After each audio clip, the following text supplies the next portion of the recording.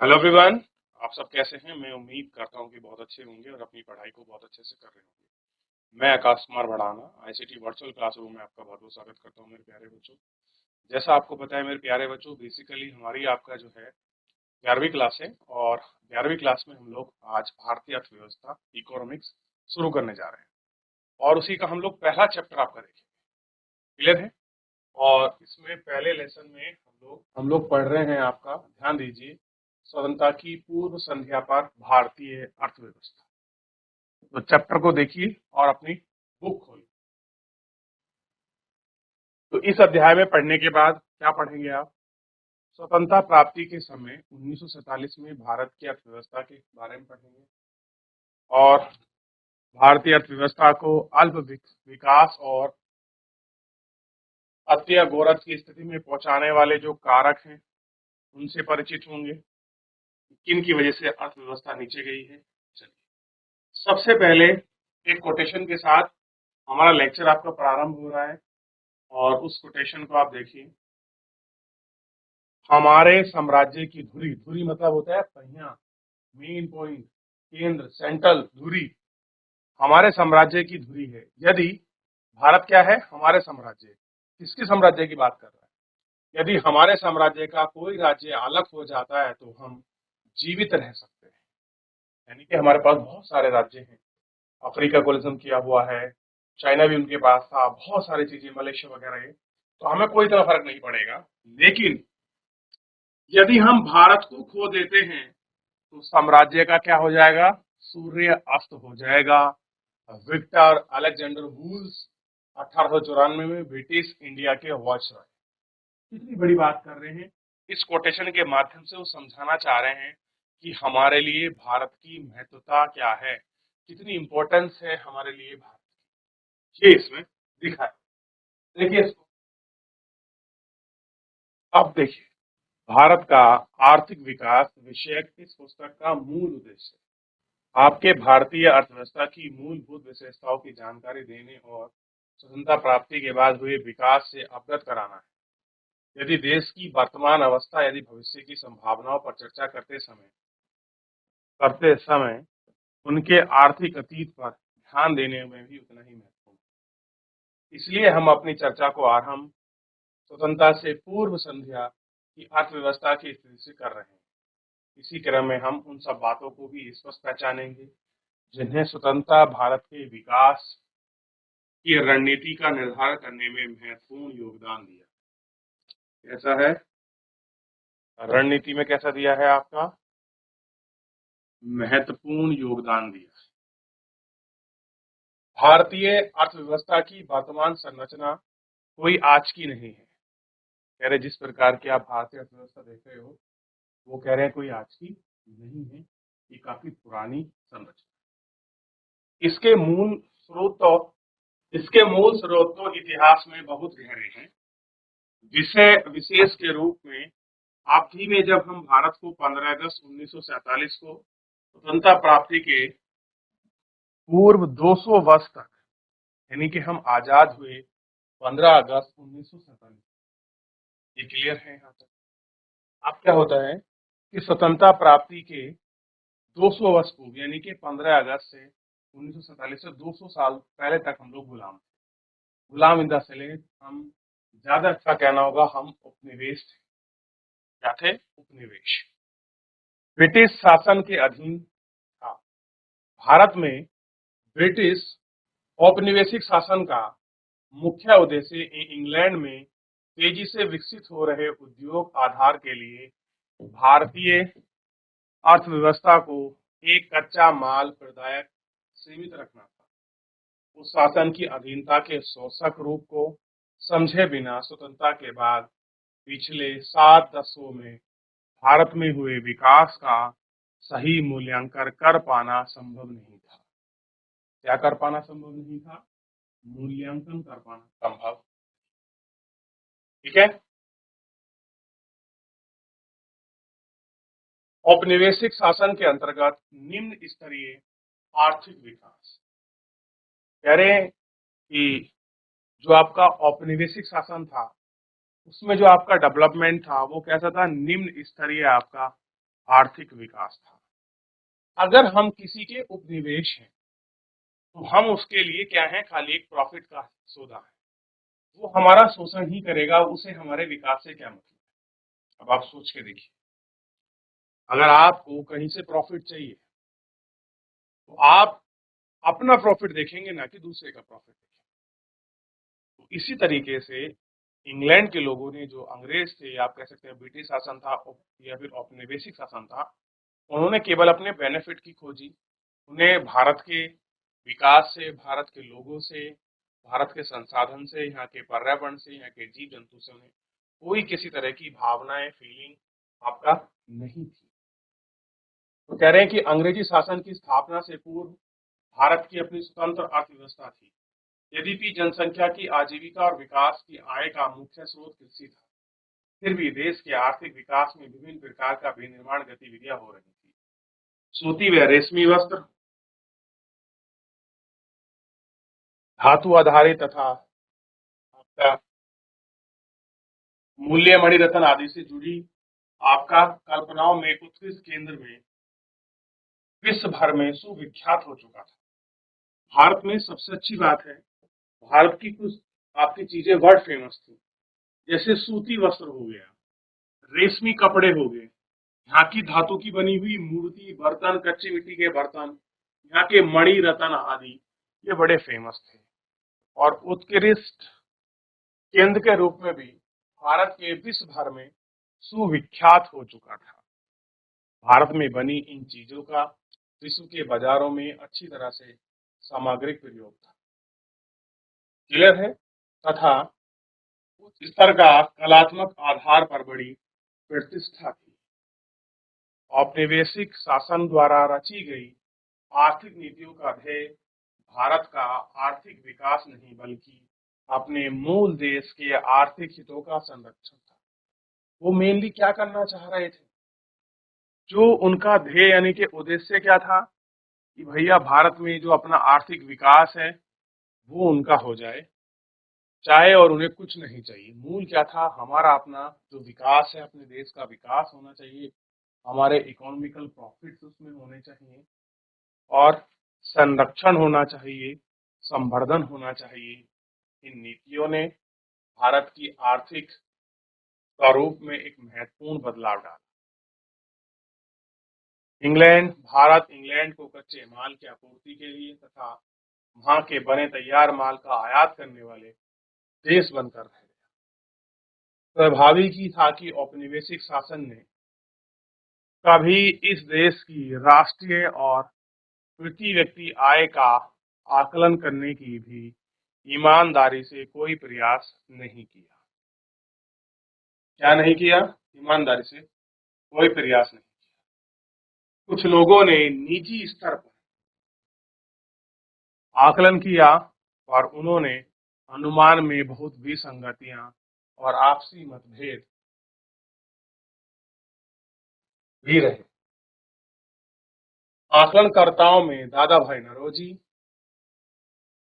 William Digby, Findlay Shirras, doctor V K R. Rao, R C. Desai प्रमुख हैं। ये कुछ ऐसे हमारे आपका भारत के ऐसे लोग थे जिन्होंने आकलन मतलब स्टडी की कि भारत में अर्थव्यवस्था की क्या स्थिति है। उसमें एक प्रमुख नाम आता है, ध्यान दीजिए, उनका नाम है दादा भाई नौरोजी। ये पारसी समुदाय से थे बेसिकली, और इन्होंने सबसे कोशिश की कि भाई भारत में कैसे भारत का पैसा जो भारत से बाहर जा रहा है, उसको कहा गया धन बहिर्गमन का सिद्धांत। ये पूछा भी जाता है कि किसका कॉन्सेप्ट है। तो इसका विलियम डिग्वी ने कहा, फिल्डे सिराज ने कहा, डॉक्टर वी.के.आर. ने कहा, राव ने कहा, सी.आर. देसाई ने कहा कि भैया भारत का पैसा बाहर जा रहा है। लोगों को समझाया कि पैसा बाहर भारत से जा कैसे, भारत गरीब कैसे हो रहा है। और भारत में ही इन्हीं के द्वारा दिए गए आपके इन मतों से, इन विचारों से जब पत्र पत्रिकाओं में इनका प्रकाशन हुआ, लोगों तक इनके पास ये चीजें पहुंची, तो सरकार का आंख खुली और लोगों ने उनको पढ़ा। उन लोगों ने समझा कि किस तरह से अंग्रेज हमारा शोषण कर रहे हैं, ना कि केवल शासन कर रहे हैं। तभी भारत में आर्थिक राष्ट्रवाद बनता। तो भारत में सबसे पहले कौन सा राष्ट्रवाद बनता? आर्थिक राष्ट्रवाद। औपनिवेशिक काल के दौरान डॉक्टर राव द्वारा लगाया गया अनुमान बहुत महत्वपूर्ण माना जाता है। डॉक्टर राव, और डॉक्टर राव को हम क्या देख रहे थे अभी, उनका पूरा नाम डॉक्टर वी आर राव, ठीक है। इन्होंने एक महत्वपूर्ण अनुमान लगाया था। फिर भी सभी अध्ययनकर्ताओं ने एक बात से सहमत रहे कि 20वीं सदी के तक पूर्वार्ध में भारत की राष्ट्रीय आय की वार्षिक समृद्धि दर 2% से भी कम थी। यानी कि भारत की जो ग्रोथ थी वो कितनी थी? 2% से भी कम वार्षिक रेट पर वो क्या था आपका, बढ़ रही थी। और आप सोच के देखिए कितनी कम वार्षिक रेट थी जिससे वो बढ़ रही थी। प्रति व्यक्ति उत्पाद वृद्धि में मात्र 0.5% ही रह गई थी। और कितनी रह गई? मात्र 0.5% रह गई।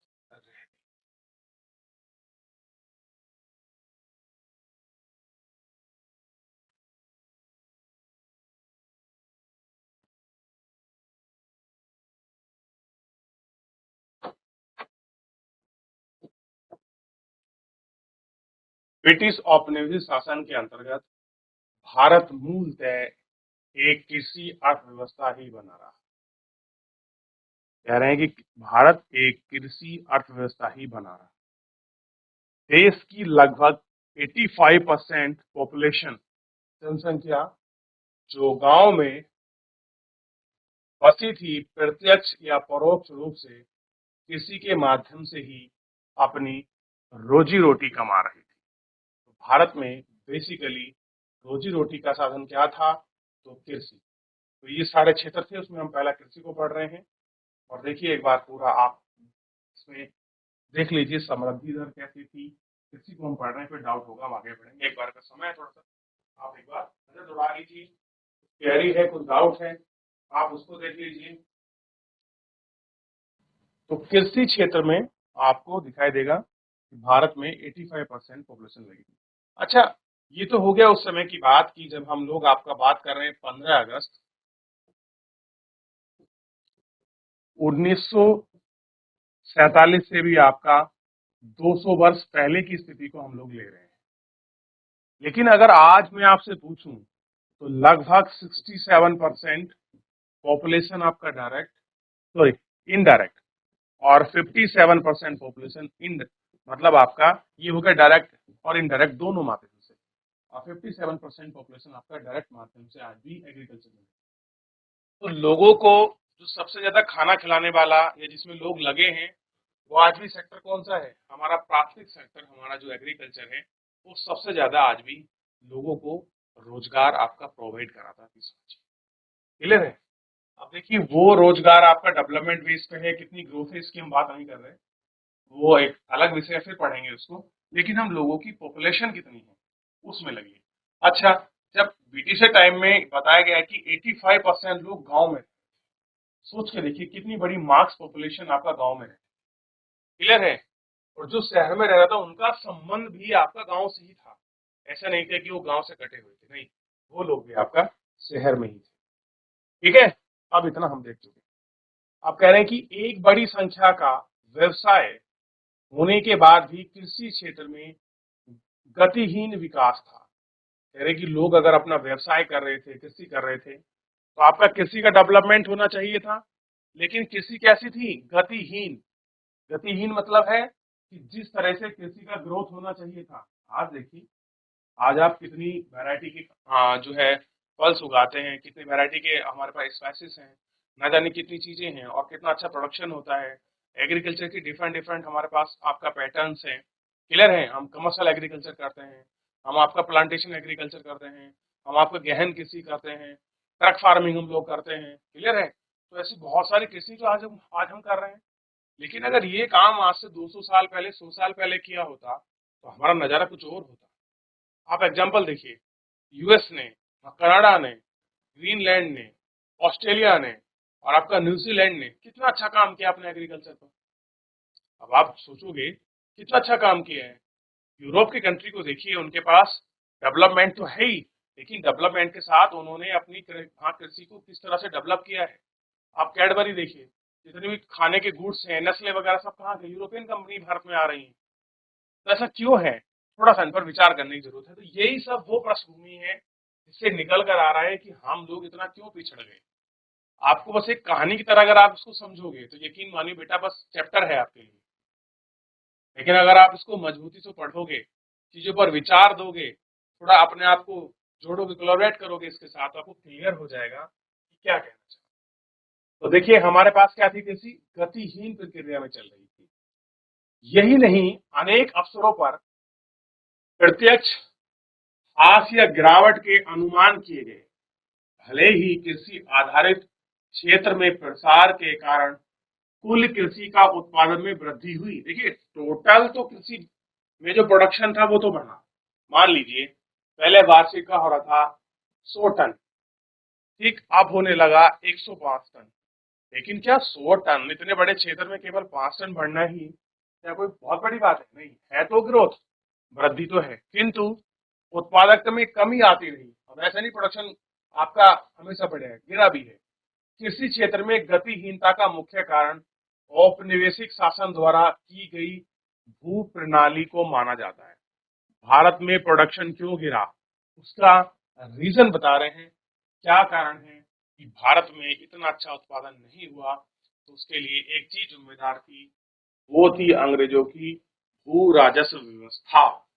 अब आप मुझे बताओगे, कौन बच्चा बताएगा कि भारत में अंग्रेजों की 3 भू राजस्व व्यवस्था चलती थी, उन तीनों का नाम कौन बताएगा। उसके बाद में आगे बढ़ूंगा, चलिए सोचिए फटाफट। चलिए, तो सबसे पहले आपको उन सारी व्यवस्थाओं को पता होना चाहिए। पहली थी जमींदारी व्यवस्था, क्लियर है। एक थी मालवाड़ी व्यवस्था, महलवाड़ी जिसको बोलते हैं, और एक बोलते थे रैयतवाड़ी व्यवस्था। और इस जमींदारी व्यवस्था को ही कहा गया है परमानेंट सेटलमेंट, स्थायी बंदोबस्त व्यवस्था। और उसी में कॉन्सेप्ट था सूर्य अस्त का सिद्धांत, जमींदारी व्यवस्था को लेने से संबंधित। जरा ध्यान आया आपको? और नहीं है तो लिख लीजिए। पढ़ रहे होते तो हम चैप्टर केवल एक कहानी की तरह समझते हैं, जबकि बेटा कहानी नहीं होती, इसमें उसका सार छुपा होता है। तो भू राजस्व व्यवस्था के लिए प्रणाली जिम्मेदार माना, इसमें क्या प्रणालियों का जिक्र है। प्रणाली का मतलब होता है पैटर्न सिस्टम का जिक्र है। आज के समस्त पूर्वी भारत में जो उस समय बंगाल प्रेसिडेंसी का भाग था, बंगाल प्रेसिडेंसी में ध्यान दीजिए, बंगाल प्रेसिडेंसी में बिहार, बंगाल, उड़ीसा, बांग्लादेश, ये सारा इसी प्रेसिडेंसी का ही भाग था। ये क्लियर है? की गई व्यवस्था लागू की गई, इसमें कृषि क्षेत्र से होने से संबंधित लाभ जमींदारी हड़प जाते थे। अब जितना भी अगर इसमें कुछ लाभ होता था वो सारा आपका जमींदार हड़प जाते थे, किसानों के पास कुछ नहीं बच पाता था।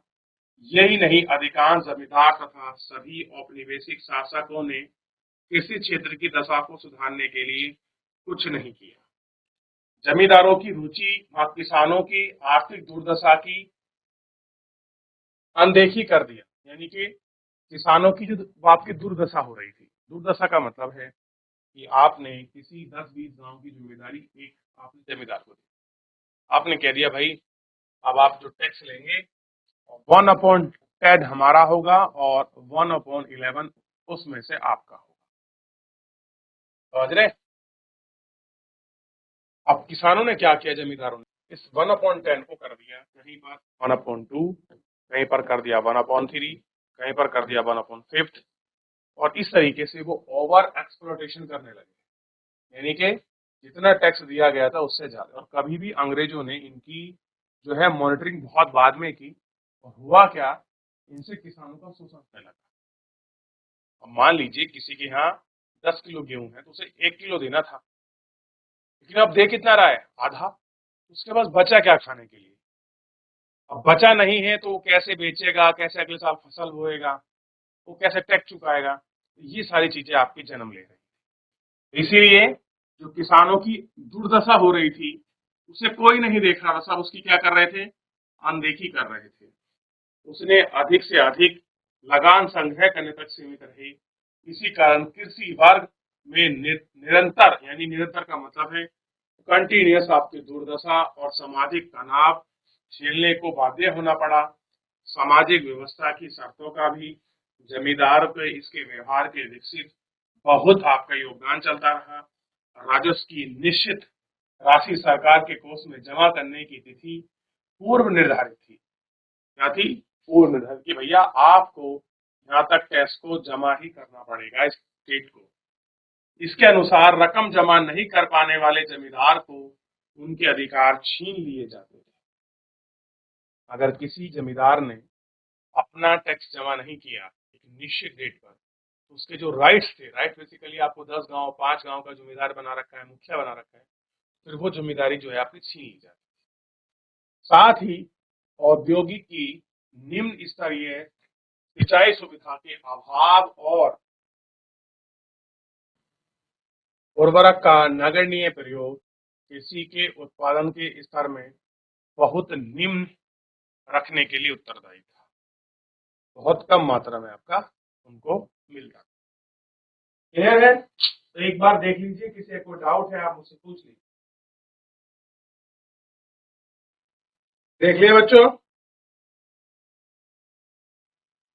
चलिए, तो फिलहाल जो है इसे हम इतना ही रखेंगे आज के लिए, और कल हम इसमें आगे कंटिन्यू कर लेंगे। चलिए, इस पेज को फिलहाल आज हम यहाँ तक ही छोड़ देंगे। चलिए, तो मेरे प्यारे बच्चों, फिलहाल आज के लिए इतना ही। मिलते हैं नेक्स्ट लेक्चर में। धन्यवाद।